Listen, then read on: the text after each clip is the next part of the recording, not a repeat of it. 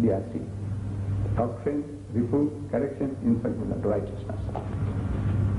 So I've been asking, and you can ask the same. I said, now, can you think of a fifth? And I haven't come across one yet. Maybe some genius comes along, and you mustn't take the trouble to inventing a fifth one. You don't have to. Be satisfied with the four. Very good. For our use. As a weapon. So it says, now let us analyze. If this is the case, that anything, if it is from God, it must serve one of these four purposes. It must be your doctrine, it must be reproof, or correction, or instruction unto righteousness. And the man agreed. So I said, now let us go to the book of Genesis, the first book of the Bible. Don't go very far. Chapter 38, Genesis. And there, once if you read the story, you will remember it. Look, this story is such. It's unlike the Quran. You see, the Quran is a very concentrated book. Allah is talking by telegram. These books that we are reading are like fairy tales, folklore. Very easy to remember, like once upon a time, Aladdin and his wonderful lamp, or Sinbad the sailor. Very easy to remember once you hear a story, because while you're listening to the story, you create a mental picture, and the mental picture you reproduce in your speech. So, Genesis chapter 38. I would like you to read that chapter. I'll give you the gist of it. You don't have to look for it now. Don't look. Genesis 38, you can make it up. Genesis 38. You read about Judah. Judah is the father of the Jewish race. From this word Judah, we get the word Judaism. From this word Judah, we get Judea. Among the Bani Israel, I think he was the eldest of the sons of Hazrat Yaqub alayhi salam. Judah, Judea, Judaism. This Judah, the forerunner of the Jewish people, he had three sons. Er, Onan, O-N-A-N, Onan, and Shelah. Three sons. And when Er grew up big enough to get married, he got him married to a woman called Tamar. Er, Onan, and Shelah. Er gets married to Tamar. And Er, says the Bible, Er, verse 7, says, and Er, Judah's firstborn, was wicked in the sight of the Lord. He was wicked. He did something wrong. No details are given. He was wicked in the sight of the Lord, so the Lord slew him. God killed him. So where does it fit in? Into our text. Doctrine, reproof, correction, instructions into righteousness. You see, what we are doing now, you're feeding the person. You are making it easy for him to accept those principles that have been laid down. So he may fumble, you can assist him. It's reproof, man. Can't you see? Reproach. If you do something that God doesn't want, what does he do? Kill you. Look out, you too, you're going to go the same way. If you disobey God, God will kill you, slay you. Where does it fit in? Reproof. Accept. You see, a principle is established. Now, says, Judah tells his second son, Onan, he says, now you go in unto your sister-in-law, have sex with her, and beget child by her, that the name of the deceased may carry on. You see, the Jews were very jealous in wanting the name to carry on. So if one brother died, left no offspring, then the second brother takes her to wife, and he gives her the seed, but the name is not his, but it is his dead brother's name carries on. His genealogy must carry on, mustn't die off. So according to this law, say, look, we are not finding fault with your law.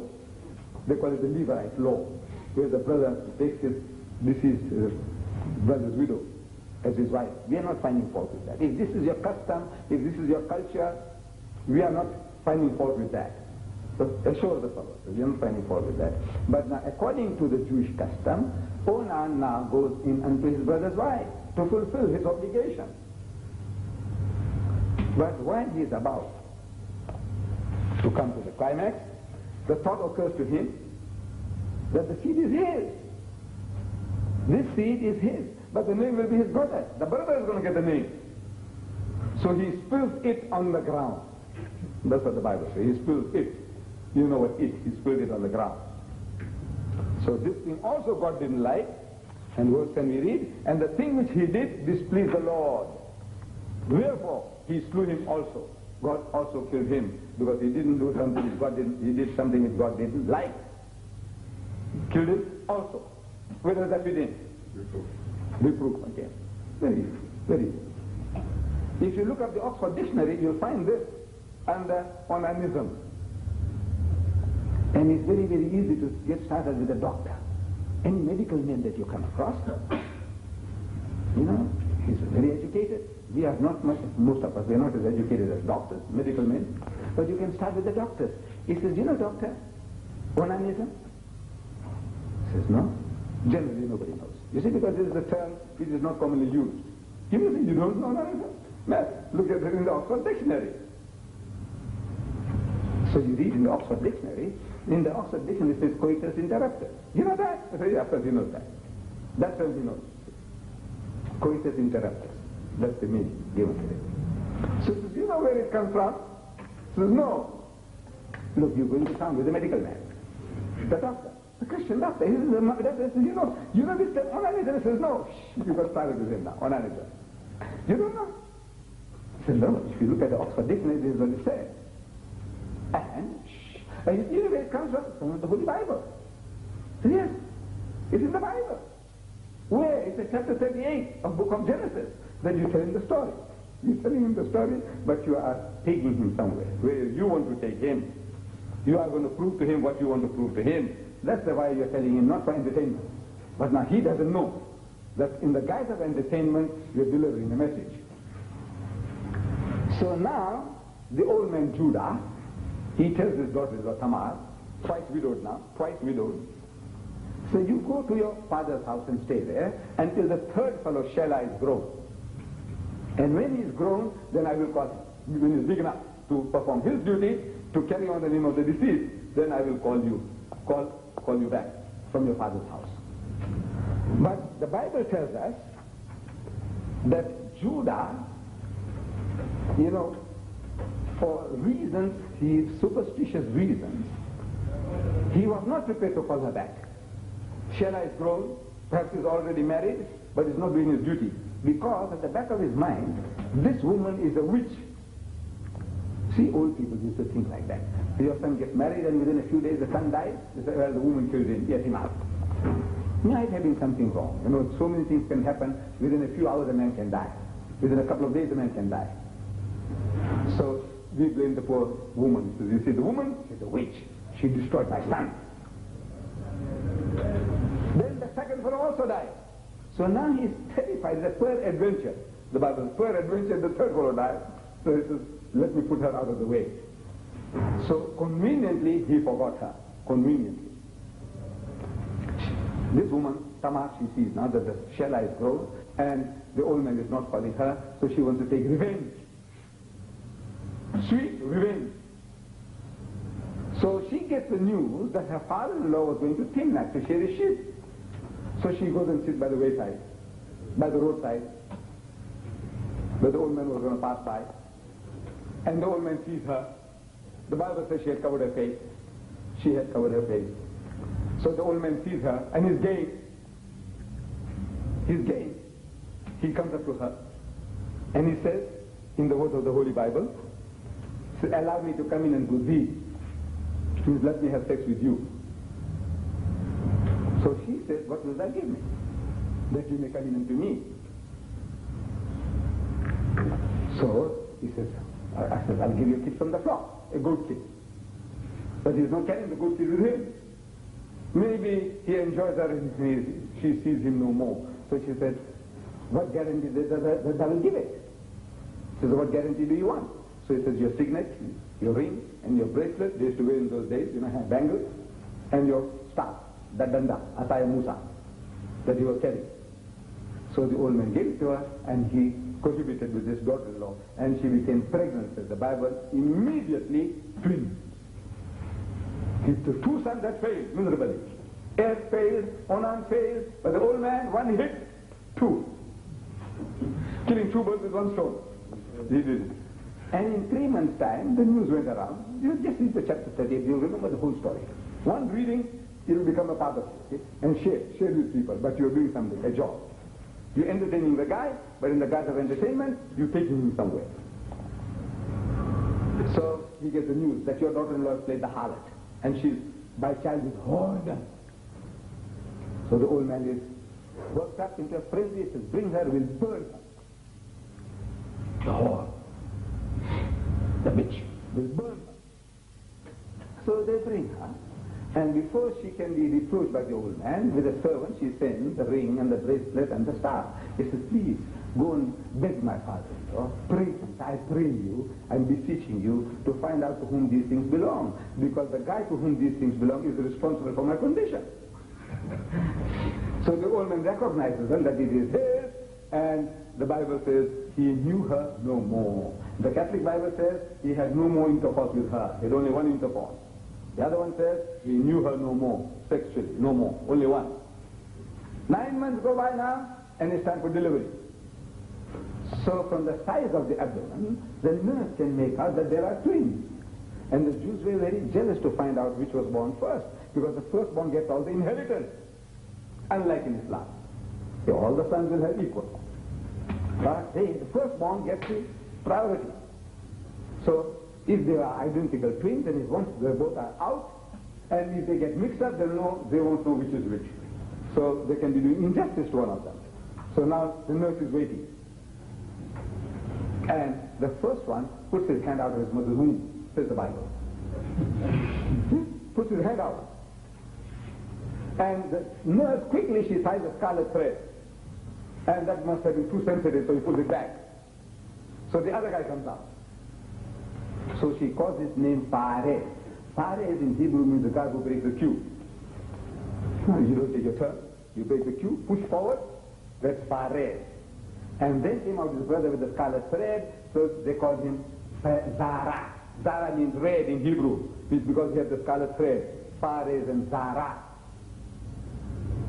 And these, Fares and Zara, now you go to the book of St. Matthew's, in the genealogy of Jesus Christ. Matthew chapter 1, verse 3.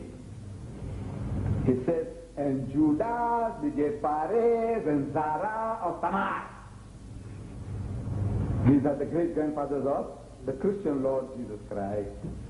And Judas begat Fares and Zara of Tamar. So you don't know who they are? Any Bible with a cross-reference, of course you know, it comes from Genesis 38.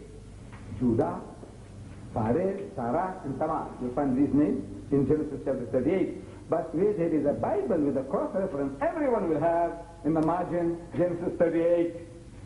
You go to Genesis 38, and it tells you that these are the children of incest, which are the great-grandfathers of the Lord Jesus Christ, according to the Christians. So, we said, now, where does this fit into this text? Is this your doctrine? It seems to be. Because a fellow does something evil, God kills him. Another guy, he spills it on the ground, God kills him. But the father-in-law spills into his daughter-in-law, he's blessed to become the great-grandfathers of the veritable Son of God. So it's honored. It's a great honor to be the great-grandfather of Jesus. No? Is it a shame or it is great? No, it's an honor. So where does it fit in now? So once you have mastered that, man, he says, look, this is not the book of God. The whole thing. Example, reproof, and now reward. Reproof, and now it is rewarded. Like, see, while talking, this is the first time I got the word reward. First time, I never used it before. Reproof, now reward is rewarded. So,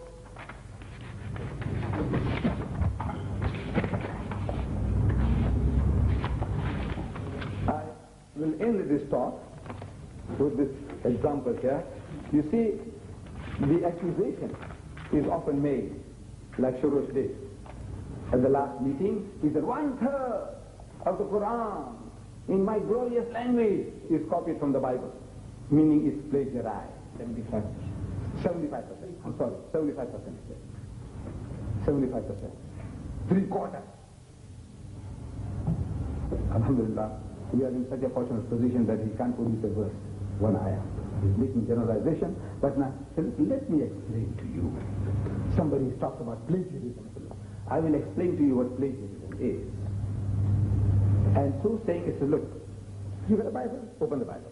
If you have a Bible, let's say both of us are King James Version. I did it in the city, in the University of Cape Town. There was a Professor Kamsti. Professor Kamsti, the head of the Department of Theology, and we were debating, is the Bible God's Word? So during the course of my speech, I'm telling people, because people have come with a Bible, the Christians, whenever they go, their Bibles under the arm. I said, look now, any of you, how many of you got this King James Version? Almost the whole of us have the King James Version. I said, open up 2 Kings, chapter 19. I want to know, I'm telling them, whether my Bible, what I have in my hand, and the one you have in your hand are the same. Mine and yours. King James, you got it, right. Open up 2 Kings 19. So, they open up 2 Kings 19. And I open Isaiah 37 in my Bible. We are telling the people, everybody must open 2 Kings 19. What you do? You open Isaiah 37. And you read. And it came to pass, when King Hezekiah heard it, that he rent his clothes and covered himself with a sackcloth and went into the house of the Lord. Is that right? Everybody says, no, that's right. That's right. I'm reading correctly. Verse 2. And he sent Eliakim, who was over the household, and Shebaniah, and scribe, and the elders of the priests, covered with sackcloth, into Isaiah the prophet of the son of Amos. Okay? Oh yes, it's okay. Yours and mine. We are all reading the same Bible. The same. Verse 3. And they said unto him, thus saith Hezekiah, this day is a day of trouble, and of rebuke, and of blasphemy, for the children are come to the birth, and there is not strength to bring forth. Say. Verse 5. Then I read verse 10, and verse 11, and 12, and 14, and 15, and 16, and 37, and 38. Say. Everybody say 100%. Say. Masha. So I give this to the chairman. I say, excuse me, chairman, please tell them that I was reading from the book of Isaiah, not 2 Kings. Everybody's got 2 Kings 19 open, and I was reading from the book of Isaiah 37. 100% plagiarism. This is called plagiarism. This is called copying. And they say, Allah says, do they say he forged it? Come on, you produce something like it. But here, if you talk about forgery, this is called forgery. Who's copying who now? You tell me. And they do not believe in a verbal inspiration. Even if they do, that means God Almighty, he forgot himself. He forgot what he had preached to this author of the 2 Kings. He forgot. And now he's redictating it after so many 100 years. He's redictating word for word, phrase for phrase, comma for comma, colon for colon, full stop for full stop, ayah for ayah, except in the numbering, they go off by one number. One ends at verse 37 and one ends at verse 38. So one of the verses was broken up into 2. The only difference is the numbering, but the language, the word, everything, word for word, is the same. So I said, now, look, this is called copy. This is plagiarism, stealing in literature. Right? Now, please show me one thing that Muhammad sallallahu alaihi wasallam, copied from your book into the Quran. Please show us. We like to have a look. We like that. So, this is what I have to tell you about the Bible. This is how we can start with people, show them, explain to them, and what you have been learning all along. Man, this is what you have to do now when you return home, wherever you come from. This is what you are supposed to do. Start a class, a small group of friends, likely people who are thinking like you. Come and I'll teach you. I will teach you something about the Bible that you can use. You see, the Christians are making rings around us. They're coming and knocking at our doors. Why should we wait for that? Let us arm ourselves. So get half a dozen people, like-minded, dozen people, like-minded, and start talking to them about what you have learned. And while you are talking, you will also have new ideas coming to you. But to use these stakes for your memory, you have to memorize the verses. They become the stakes. You see, in formulating. The words will be yours. They'll come to you. You don't have to write out speeches. If you have got the verses there, These are the pegs, ladders in your thinking. And then you write 1, 2, 3, 4, like DRC, Sirat, doctrine, reproof, correction. This is how they will keep on coming. DRC, DRC. So you are expounding all the time. People think, man, you're a master of speech, the great orator. Nothing of the kind. You have done a little bit of homework, and that homework is making it pays off. It pays off. It will reward you, inshallah, a millionfold. Now, if there are any questions, I'm now at your disposal. Hassan Ismail in Palestine. Brother Ahmed, how to know what church is the customer or the guy you are talking to, whether he is Roman Catholic or Protestant or Mormon or born again or so on. Jazakallah khair. No, in these things that we are discussing, it concerns every Christian. You don't have to know what church you belong to. Those 4 words, that ayah, 2 Timothy 3:16. Every Christian, every Bible has it. Whether it's a Mormon, if he's got the Bible, that Bible if he's got in his hand, it has it. Jehovah's Witnesses, Bible has it. Every Bible on earth has that verse. So anybody who holds that Bible, whatever church or denomination, he's your customer for that. So you don't have to ask him here what church you belong to. I mean, human is not concerning one place of the Bible. Yes. You are making da'wah preaching the non-Muslim Christian people, but you don't know what is the guy you are speaking to. Generally, you assume, as soon as he has answered your question, you remember, what church, he gives you a name. He's your customer. You don't have to worry because what we are speaking is in almost every Bible.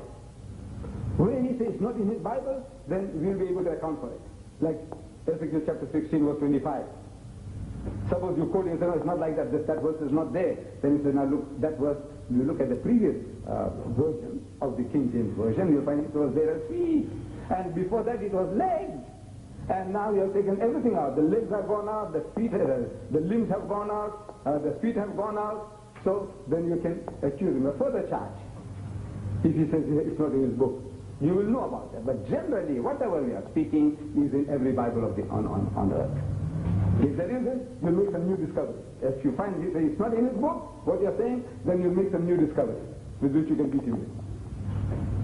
Inshallah. In most of your lectures about is Bible God's Word, you mentioned the books mentioned in the Bible. They don't have, some of the books, they don't have authors, unknown author. Now regarding this, how can we justify with the Quran that there is no author mentioned in the Quran at all? The Quran, the whole book, is coming from a common source, one source, claimed to be from Allah. If they were also in the Quran, we say, look, 40 different authors wrote it, then we'll want to know who wrote Surah Al-Baqarah, who wrote Surah Al-Rahman, then we'll want to know. But it is, the author is one, the author is Allah. Muhammad is the mouthpiece. It's not his book, he is not the author. So we don't have to prove any authorship. This is Allah's kalam, and Allah is talking through his mouthpiece, Muhammad. Whereas in their case, they're giving you authors, and they themselves, they say, look, we don't know really, we don't know. You see, authors are unknown. They're not even attributing to God that God is the author. The authors are unknown, anonymous books. So that is what they say. The Quran, we say Allah is the author. And the Quran says so. It makes the claim. Assalamu alaikum. My name is Hamza Abdul Malik from the United States. I have a question concerning Paul and this story that he relates concerning the resurrection. And I'd like to read a few verses to see how it pans out. In 1 Corinthians chapter 15 verse 12 it says, now if Christ be not preached, if Christ be preached that he rose from the dead, now how say some among you that there is no resurrection? If Christ be preached, the word is, the term is. Again it says in 2 Timothy chapter 2 verse 8, remember that Christ of the seed of David was raised from the dead according to my gospel. Paul was saying again, and then finally he says in Romans chapter 3 verse 7, for if the truth of God be more abound through my lie, then why am I also judged a sinner? So it seems to me, and I would like to get your opinion concerning this, that first Paul is talking about preaching this doctrine, and it's based on his gospel, and now he's admitting that he has lied concerning something. Wouldn't it seem to be rather strange? There are so many things. The whole story is strange. But to me now what I find, that while we are dealing with this, we are going to get bogged down into details. To me, the things that I'm using, it goes to the heart of the matter, proves the point like the last verse that you quoted. Yeah. Why am I considered a sinner? Yeah. That means now the goal justifies the means. Whatever means you have at your disposal, you can. As he says in some other place, this is to those within the law, within the law. To those without the law, without the law. In other words, this is a sheer hypocrite. A man who does that, he goes to the Jew, he talks like a Jew. He goes to the Gentile, he talks like a Gentile. To the pig eater, he says, look man, you can eat the pig. To the Jew, he says, look, you'll be circumcised. If not, serious. To the Gentile, it is circumcision is nothing, non-circumcision is nothing. Now this is, to me now, that type of argument, to me it seems to have the stick in your hand. And the guy can understand what you're talking about. As soon as we go into 1, 2, 3, several references, that guy himself is confused, because unless he is an authority on the Bible, and that type of fellow is not a good customer. The authority, who knows everything, he's going to find just one word there, and he says, he used the word preach, and you know what preach means? And he says, you say, wait, I want to, wait. Then he starts taking you one end of the Bible to the other, he starts giving a lecture to you. He says, no, he says, to those within the law, within the law. To those without the law, without the law. Does it make sense to you? No. To the other guy, he says, look, what it means is, you explain to him, those who've got the law, you talk to him as a person who's following the law. Those who are not, this is hypocrisy of the highest order. Can't you see? God Almighty is not a respecter of persons. To everybody, when he gives the law, thou shalt not commit adultery, whether he has a law or he hasn't. So this is how God talks. But this man is not talking as if he's talking the word of God. To me, I find it's more easier dealing with this type of verses than handling. Yeah, the point overall was to judge the character of this individual, Paul, who would make all these kind of statements like that. Doesn't it seem... Catch one? Yeah, questionable. You just quoting one and go to town with that. Yeah. If there's another, quoting a verse and go to town with that. Yeah. Instructing 1, 2, 3. To me it becomes... Just nail them on the... Just on one. Nail him on one. And everyone on one cross. Yeah. Nail him on one cross. Yeah. Then we get him on the street. Right. Very good. Thank you, sir. I think